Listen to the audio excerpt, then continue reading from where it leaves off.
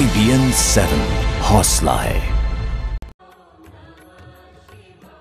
तो आपकी TV screen पर आप देख रहे हैं ये लाइव तस्वीरें केदारनाथ से IBN 7 पर, जहां पर 8:50 का समय जब केदारनाथ के कपाट खुलेंगे। लेकिन उससे पहले आप देख सकते हैं ये जोश, ये हर्षोल्लास है सभी भक्तों के मन में। फिलहाल तस्वीरों में उत्तराखंड के मुख्यमंत्री हरीश रावत और साथ ही में जाने माने संगीतकार गायक कैलाश खेर जो कि शिव भक्त भी हैं, और यहाँ पे आप देख सकते हैं ये खुशी, ये नृत्य करते हुए यहाँ पे भगवान शिव के जब ये कपाट खुलेंगे उससे पहले का ये तस्वीरें हम आपको दिखा रहे हैं, नज़ारा हम आपको दिखा रहे हैं, जब सभी लोग इस वक्त शिवमय हैं और सभी को इंतज़ार बस इस बात का कि कब उन्हें केदारनाथ के दर्शन हों। और हमारे साथ स्टूडियो में हमारे ख़ास मेहमान डॉक्टर शशांक भी लगातार बने हुए हैं, और इस नृत्य को देख के मुझे वहाँ के ट्राइब्स के एक कस्टम याद आ रहा है जहाँ पे शिव नृत्य खास तौर पे किया जाता है उत्तराखंड में। अगर उसके बारे में आप थोड़ी रोशनी डालें। देखिए, जो शिव का नृत्य है विशेषकर जो है उनकी कई प्रकार के स्वरूप, लेकिन अघोर नृत्य है, कहने मतलब उसका कोई स्वरूप नहीं है। आनंद में विभोर हो जाना ही, यानी शिवमय हो जाना ही आपका वो नृत्य का भाव रहता है। उसमें व्यक्ति नाचते नाचते नृत्य करते करते जो है एकदम शिवमय हो जाता है, उसे शिव तत्व का ही निदर्शन होने लगता है कि बोले भंडारी ही चारों तरफ जो है प्रकट हो रहे हैं। इस नृत्य लीला का ये अभिप्राय रहता है जो है, जिसे हम ट्राइबल भी कह सकते हैं। यानी जब हम नृत्य को एक विशेष फॉर्मेट में ले जाते हैं तो उसका विशेष नाम दे देते हैं, लेकिन ये जो भाव है ये आनंद का भाव है और श्रद्धा का भाव है। हमारे यहाँ कहा गया अश्रद्धा परमम पापम श्रद्धा पाप प्रमुच्यते। यदि श्रद्धा पूर्वक किसी भी प्रकार का नृत्य या भाव प्रकट किया जा रहा है तो यहाँ पर ये हम ये ना देखें कि यहाँ पर कोई स्पिरिचुअल प्रोटोकॉल का उल्लंघन हो रहा है, कोई आध्यात्मिक क्षय हो रहा है। यहाँ पर ये आनंद लीला चल रही है। जैसे भगवान शंकर जी को आनंद लीला बड़ी प्रसन्न है। आप देखिए भगवान शंकर जी की बारात जो निकलती है चिल्लाते हुए, शंखनाद करते हुए, टेढ़ा मेढ़ा नाचते हुए, उसका कोई स्वरूप कोई अंगिल नहीं है। बस ये है कि सब भाई शिव के आनंद में भाव विभोर आह्लादित हैं। उन्हें ये ज्ञान ही नहीं है कि ये मानव शरीर है, ये शिव तत्व है, और शिव तत्व में अपने आप को जो है लीन कर देना है, जिससे भगवान भोले भंडारी हमारे अंदर ही प्रकट हो जाए, स्वतत्व को जागृत कर दे, कि ये स्वचेतना को जागृत करने का एक प्रयास है। कहा गया आत्मदीपो भव, अपने अंदर की चेतना को आप जागृत कीजिए। ऐसी स्थिति में जो है आपके शास्त्र भी प्रमाण है, उसमें कहा गया है नायम आत्मा प्रवचनेन लभ्या न वेदया न बहुना सुतेन यम भयस बिड़ते तेने लभ्य तस्सात्मा विवृते तनुम स्वाम। यानी ये जो आत्म तत्व का जागरण है, इसके लिए ना शास्त्र पढ़ने की जरूरत है, ना ऋषियों का आशीर्वाद प्राप्त करने की जरूरत है, ना सत्संग की जरूरत है, बल्कि आपके आत्मा की शुचिता पवित्रता ही आपको ईश्वर के निकट पहुंचा देती है, जहां पर ये भक्त एकदम पहुंचे हुए हैं और साक्षात भगवान शंकर जी का दर्शन होने वाला है। बिल्कुल, और भगवान भाव के ही भूखे होते हैं, और हम यही इस भाव को देख सकते हैं भक्तों का।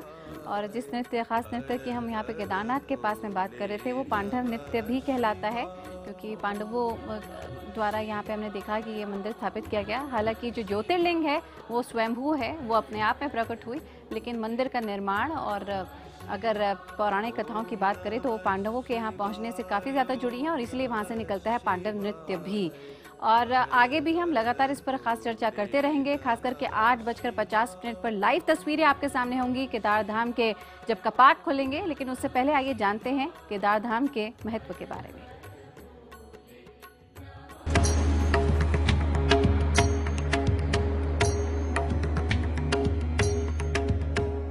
ये है देवों के देव महादेव का घर, ये है केदारनाथ धाम।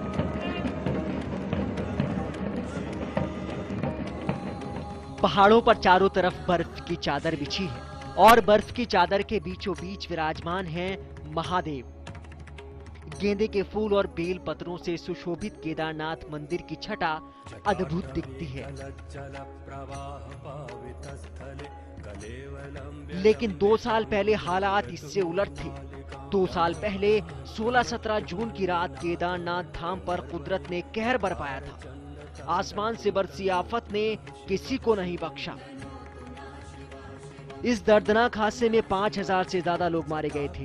बाढ़ और भूस्खलन से हजारों गांव उजड़ गए। केदारनाथ मंदिर के आसपास की सब इमारतें बर्बाद हो गई। सैकड़ों किलोमीटर सड़क तबाह हो गई। केदारनाथ से गौरीकुंड तक का पूरा रास्ता तबाह हो गया था। लेकिन केदारनाथ मंदिर इस भीषण तबाही में भी पूरी शान के साथ साक्षात खड़ा रहा। जानकारों के मुताबिक सैलाब के साथ एक बड़ी सी चट्टान ठीक मंदिर के पीछे रुक गई और उसी के चलते सैलाब 2 हिस्सों में बंटकर आगे बढ़ गया। जून 2013 की तबाही के करीब 2 साल बाद केदारनाथ धाम की यात्रा फिर से शुरू हो रही है।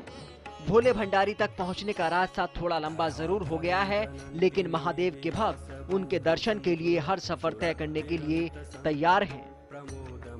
प्रतीक त्रिवेदी, केदारनाथ धाम, IBN 7।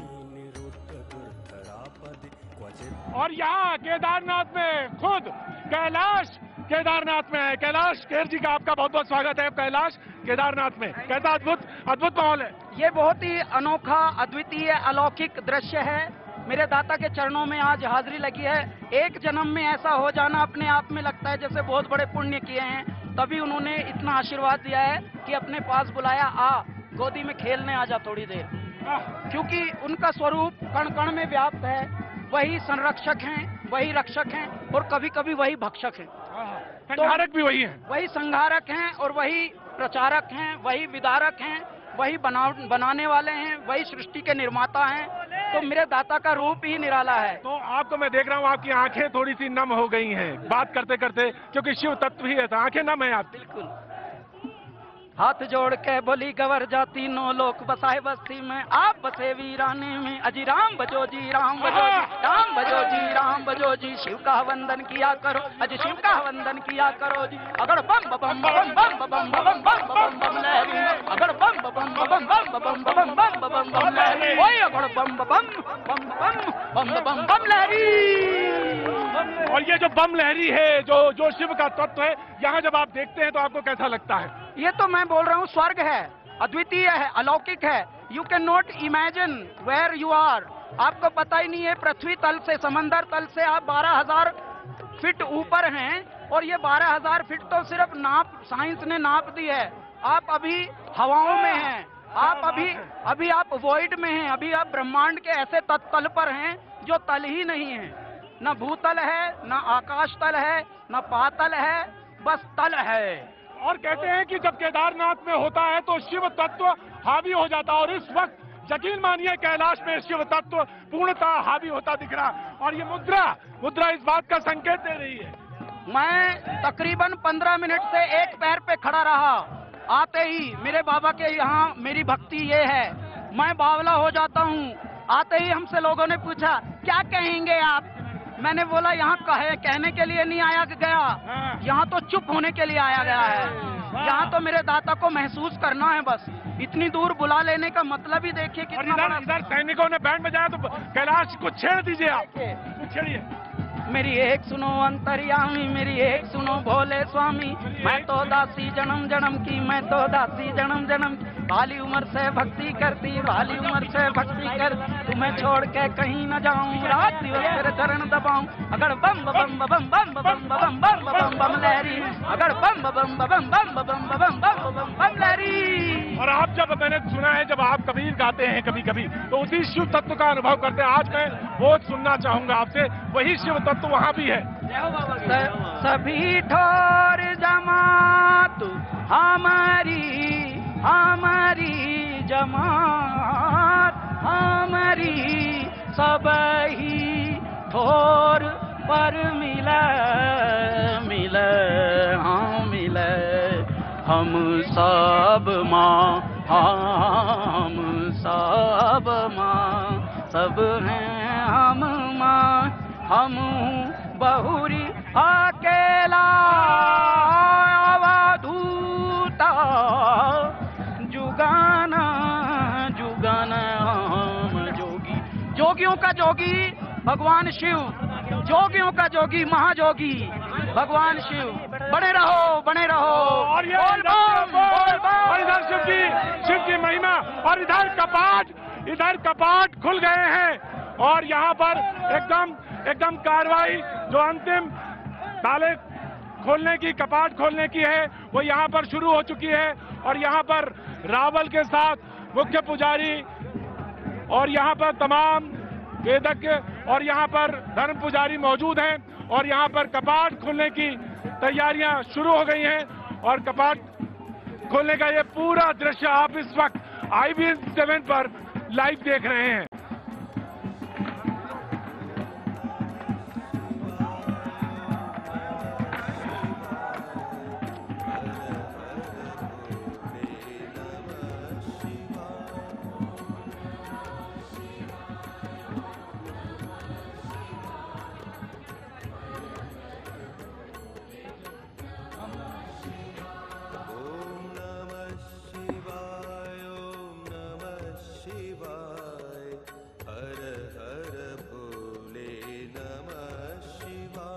और आपकी टीवी स्क्रीन पर ये तस्वीरें, ये अद्भुत तस्वीरें, और वाकई में IBN 7 के माध्यम से हमारे सभी दर्शक भी आज केदारनाथ का दर्शन कर लेंगे जब ये कपाट खोलेंगे। और अपने आप में ये कपाट खुलना ऐतिहासिक से भी ऊपर कह सकते हैं इस क्षण को, जो कि सिर्फ जिसकी अनुभूति की जा सकती है, जो कि शब्दों के आगे काफ़ी ज़्यादा छोटा पड़ जाता है। डॉक्टर शशांक लगातार हमारे साथ बने हुए हैं।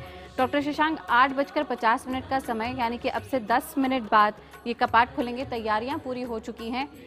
कपाट, ये जब कपाट खुलेंगे इसका महत्व क्या, उस समय का महत्व क्या? देखिए, समय एक्चुअली ये 8:50 का जो समय तय किया गया है, इसमें आज तो न तो कोई भद्रा तिथि है, गोचर में जितने भी ग्रह बैठे हुए हैं सबका एक शुभ दृष्टि फल है, ताकि एक प्राकृतिक संकट वहाँ पर ना आए, और उस विशेष नक्षत्र और मुहूर्त काल से देवादिदेव भगवान शंकर और उनके गण प्रसन्न हो, लोगों का कल्याण करे, लोगों की मनोकामना पूर्ण हो। प्रायः हमारे यहाँ देखिए लग्न, और इस वक्त आप देख रहे हैं राहुल गांधी मंदिर केदारनाथ के प्रांगण में प्रवेश करते हुए सामने ट्रैक करके आए हैं, और सामने आते हुए और यहीं से नीचे से सामने से निकलेंगे तो केदारनाथ के दर्शन के लिए राहुल गांधी ट्रैक करके आए हैं। और यहां पर शिव भक्तों की फौज है प्रांगण में, तो यहां पर तमाम आप सामने देख रहे हैं, और आप देख सकते हैं कि सामने Rahul Gandhi, Rahul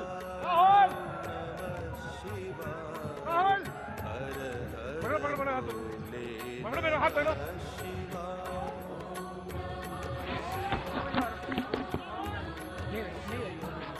Rahul want to say something, हैं आज कुछ कहेंगे? राहुल कुछ कहेंगे भगवान से?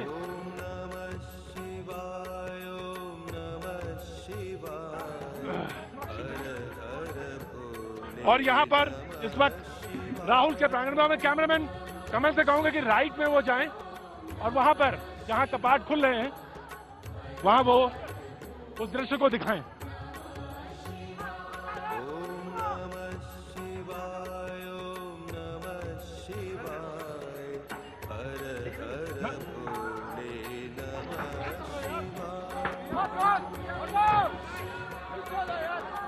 और इस वक्त यहां पर कपाट के सामने सैकड़ों श्रद्धालु मौजूद हैं, जिसमें राहुल गांधी भी मौजूद।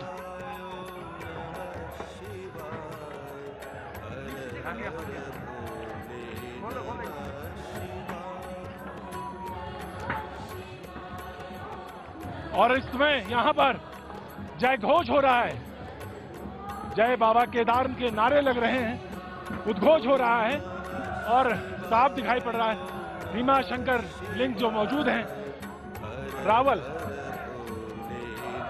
ठीक 8:50 पर कपाट खुलेंगे तो आपने देखा कि उत्तराखंड की सरकार, मुख्यमंत्री राहुल, और आप देख सकते हैं कैलाश को, सामने कैलाश को देख सकते हैं, लाइन में लगे हुए हैं।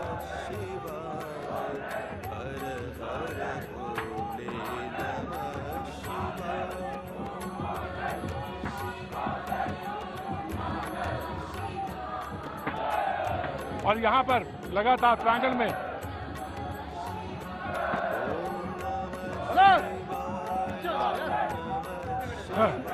जी यहां पर प्रांगण में आप देख सकते हैं केदारनाथ में कि यहां पर शिव भक्त मौजूद हैं, सैनिकों का यहां पर बैंड मौजूद है, भक्तों की कतार है, और 20 फीट बर्फ है, उसके बीच में तमाम विशिष्ट लोग, और पूर्वी दरवाजा है ये, जैसा कि मैंने आपको पहले बताया कि इसमें मंदिर समिति का ताला लगता है और यहीं पर इसी जगह पे नाग ताला भी लगता है। और ये जो सामने है मेरे ठीक सामने जो है, यानी ये है उत्तर का दरवाजा, ये मुख्य दरवाजा यही है। और अब दरवाजा खुल गया है केदारनाथ के और तमाम श्रद्धालु इस वक्त बाबा के दर्शन के लिए अंदर जाते हुए, तमाम लोग बाबा के दर्शन के लिए जाते हुए। और मैं आपको राहुल गांधी को दिखाऊंगा कि कैसे वो अपने सिक्योरिटी के साथ मंदिर में प्रवेश के लिए जद्दोजहद कर रहे हैं। आप देखिए तमाम भीड़ है, बहुत भीड़ है।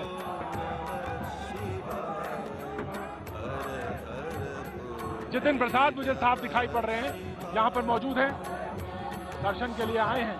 तमाम युवा कांग्रेसी नेता भी यहाँ पे मौजूद हैं। और इसी के बीच में राहुल, आप देखें सामने राहुल गांधी मौजूद हैं, स्टेप्स पे चढ़ने की कोशिश कर रहे हैं। और ये सामने राहुल गांधी, ये जहाँ पे वो हिमाचल की टोपी पहने शख्स हैं, उनके ठीक नीचे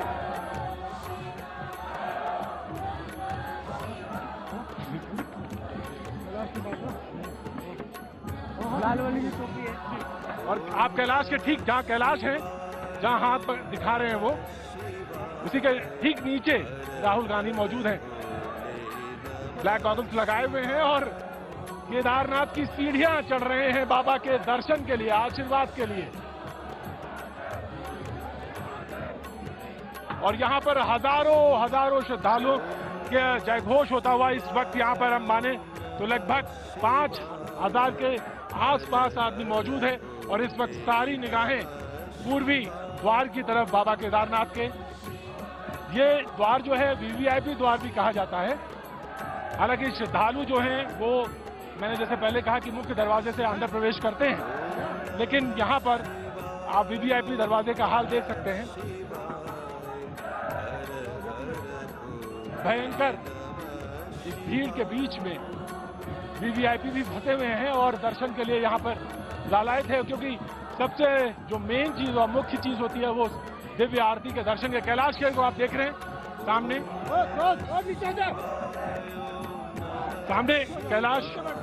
सामने कैलाश खेर और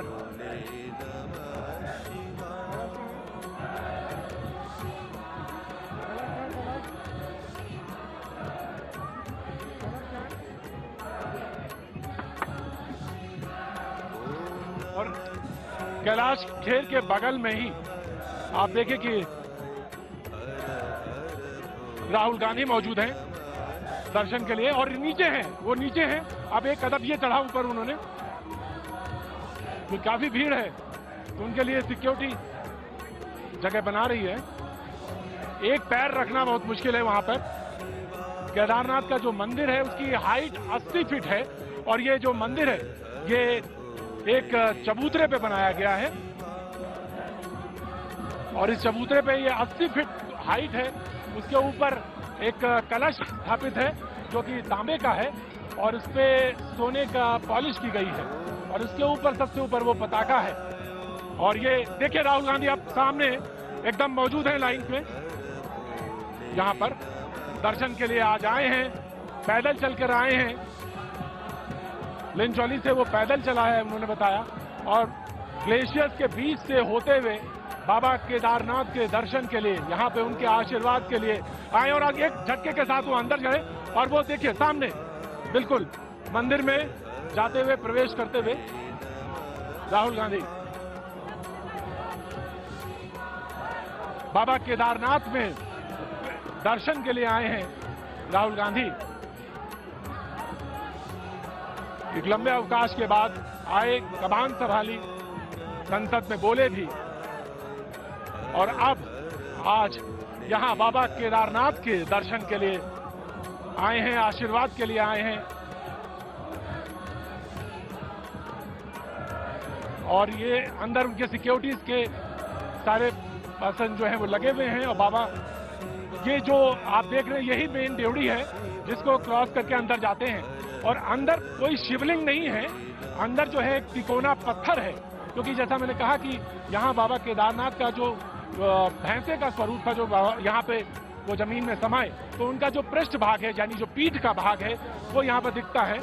तो एक तिकोना पत्थर है जिसको कि लगभग 2.5 फुट लंबा ऊंचा है वो, उसके वो दर्शन के लिए यहाँ लोग आते हैं। और वो राहुल गांधी अंदर प्रवेश कर गए हैं यहाँ पर, और श्रद्धालु जो हैं हाथ में कलश लिए हुए हैं क्योंकि बाबा केदार के वो जल चढ़ाना चाहते हैं, दिव्य ज्योति के दर्शन करना चाहते हैं। अब मैं आपको इस द्वार से हटा के उस मेन मुख्य द्वार की तरफ ले चलता हूं और यहाँ पर आपको दिखाते हैं कि एक लंबी कतार लगी हुई है जो एक लंबा ट्रैक करके यहाँ पहुंचे हैं और यहाँ आर्मी का बैंड अपनी धुन बजा रहा है और बाबा की फौज कहते हैं यहाँ पर, क्योंकि बाबा की फौज लगातार जय घोष कर रही है, जय बाबा केदारनाथ, जय बाबा केदारनाथ। और उसके ठीक पश्चिम में जो आप देखें वहाँ पर बाबा साधु नागा आए हैं दर्शन के लिए और उन्हें अपनी धुनी चला दी है। और सामने आप देखें कि बर्फ पर बैठे हुए हैं धुनी जलाकर, और सुबह से आए थे वो, सुबह से यहाँ पर। और यहाँ पर अगर हम श्रद्धालुओं की बात करें, अगर ये बाबा थे तो सुबह से बैठे हैं, तो श्रद्धालु भी यहाँ पे सुबह आ गए थे और 6:30 बजे उन्होंने लाइन लगा दी थी। और एक लंबी कतार है जो आप देख सकते हैं कि पीछे तक गई है। और अमूमन जब केदारनाथ में कपाट खुलते हैं तो इसके आसपास ही लोग आते हैं। तो अगर कहें कि हम 2013 से पूर्व की स्थिति की बात करें और 2015 में अब की बात करें तो जितने श्रद्धालु होते हैं लगभग उतनी ही यहाँ पर लोग दिखाई पड़ रहे हैं। और यहाँ पर श्रद्धालुओं का जो आए हैं वो दूर दराज से भी आए हैं। हालांकि जो दूर दराज आने वाले लोग हैं वो बहुत ज़्यादा संख्या में नहीं हैं, लेकिन हिमाचल से, उत्तराखंड से तो तमाम लोग आए हैं, उत्तर प्रदेश से, दिल्ली से काफ़ी तादाद में लोग यहाँ पर दर्शन के लिए आए हैं। और जो आम श्रद्धालु होते हैं उनके लिए ये उत्तर का ही दरवाज़ा होता है। तो ये जो मुख्य दरवाज़ा है और ये इसी दरवाजे से यहाँ पे वो प्रवेश करेंगे। श्रद्धालु उनकी लाइन लग गई है। बाबा पे अंदर जो है जल चढ़ाया जाता है, जैसा कि मैं बार बार आपको बता रहा था, उसका उल्लेख कर रहा था। वो एक तिकोना पत्थर है, लगभग 2.5 फुट ऊंचा है और वो किसी भैंसे का, या जैसे भगवान यहाँ पे वृक्ष रूप में प्रकट हुए थे और यहाँ पे वो समाये थे। और पशुपतनाथ में कहते हैं भगवान का मुख दिखा था, क्योंकि वो पांडवों को दर्शन देना नहीं चाहते थे, इसलिए वो यहाँ पे धरती में, इस केदार धरती में, इस पवित्र देवभूमि में, पृथ्वी में समा गए थे। और वहाँ से पशुपतनाथ में उन्होंने उनका मुख दिखा था। कहते हैं कि जो पशुपतनाथ का दर्शन करता है उसके उपरांत केदारनाथ के दर्शन करता है, उसको पूर्ण लाभ मिलता है। लेकिन केदार खंड में इसकी महिमा है स्कंद पुराण के मुताबिक, शिव महापुराण के मुताबिक, कि अगर सिर्फ केदार के दर्शन कर लिए जाएं तो समस्त जो पूर्ण है वो प्राप्त होते हैं और जो पाप होते हैं वो कट जाते हैं और आदमी का मोक्ष द्वार जो है, कहते हैं कि मोक्ष प्राप्ति की ओर अग्रसर होता है। क्योंकि शिव जो तत्व है यहाँ पर प्रमुख है, और प्रमुख होने के साथ जब 12 ज्योतिर्लिंग में केदार का जो महत्व है उसके वीर शैव मत के अनुसार, जो कि 5 प्रमुख मठ मानते हैं, उसमें केदार को एक पहला और प्रमुख मानते हैं। 5 शैव मठ हैं वीर शैव मत के परंपरा के अनुरूप, उसमें सबसे महत्वपूर्ण है ये, उसमें केदार पहला और बहुत महत्वपूर्ण माना जाता है। शिव की महिमा यहाँ पर साफ दिखाई पड़ रही है। हर लोग भगवान के दर्शन करना चाहते हैं, एक बार एक झलक लेना चाहते हैं, जिससे कि प्रभु उनके जीवन में कल्याण करें, क्योंकि शिव का एक अर्थ कल्याण भी होता है।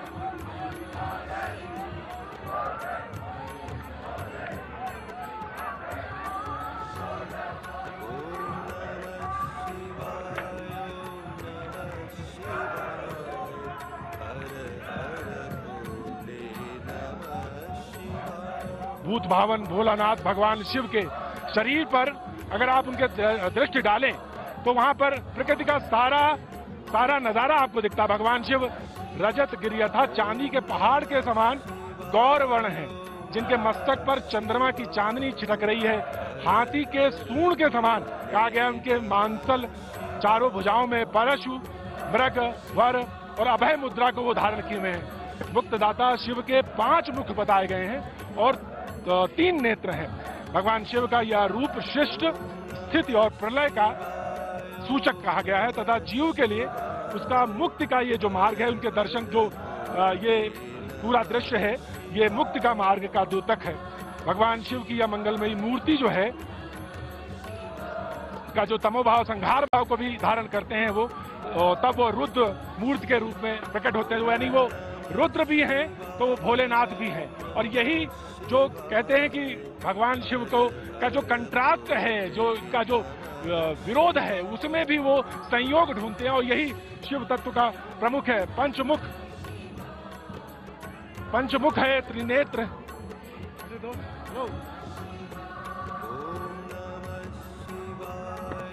अमर।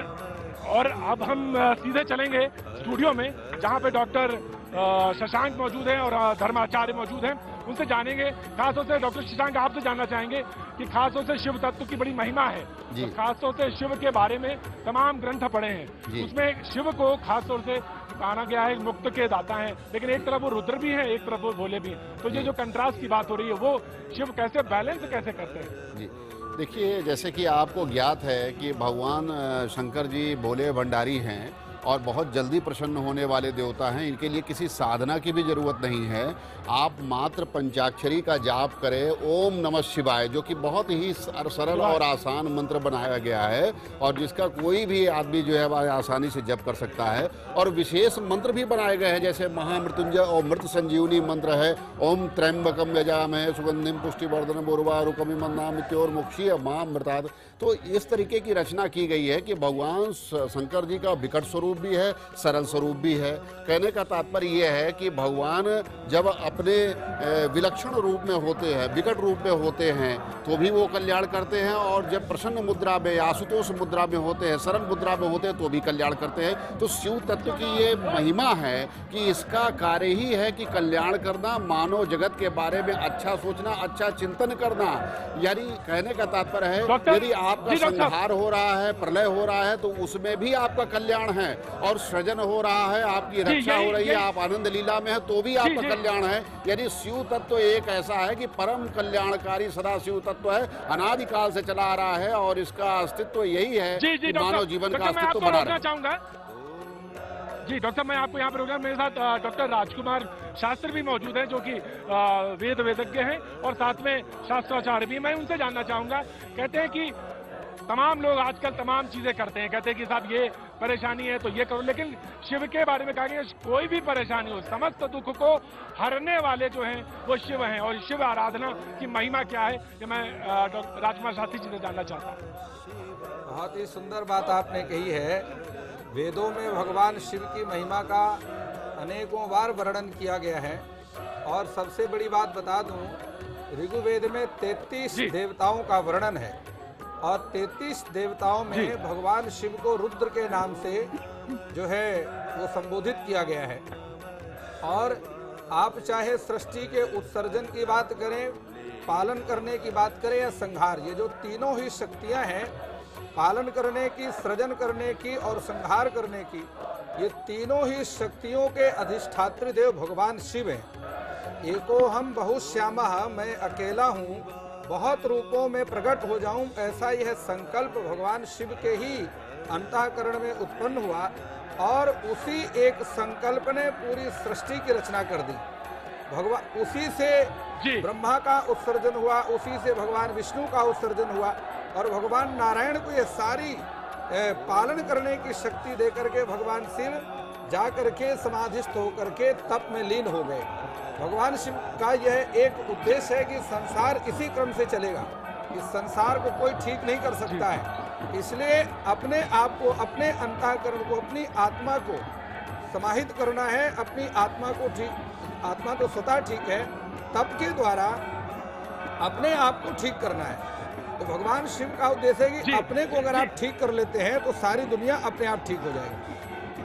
जी राजकुमार जी, शास्त्री जी, एक सवाल ये है कि शायद किसी भाष्यकार ने बहुत हल्के स्वभाव में कहा हो, लेकिन कहा कि पूछा गया शिव से, जब उनका पारिग्रहण संस्कार हो रहा कि आपके पिता कौन है, उन्होंने कहा कि ब्रह्मा।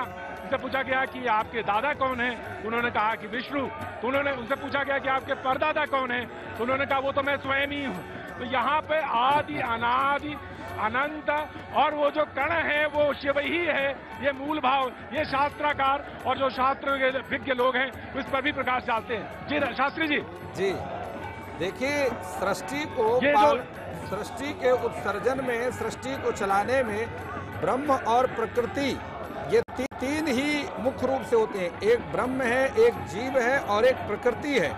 ब्रह्म वह है जिसमें किसी प्रकार से न में कर्माणि लिप्यन्ति न में कर्म फलिष्प्राह, ना जो कर्म करता है और ना ही कर्म में बंधता है, वो शिव है। जो कुछ ना करता हुआ भी सब कुछ करता है और सब कुछ करता हुआ भी कुछ नहीं करता है, ये भगवान शिव। दूसरा जगत जीव है जो भगवान का ही एक अंश रूप में और संसार में अनेकों रूप में वह दृश्यमान होता है, भाष्यमान होता है। और तीसरी प्रकृति है जो जीव और ब्रह्म के बीच में अपनी सारी लीलाओं को संपादित करती है।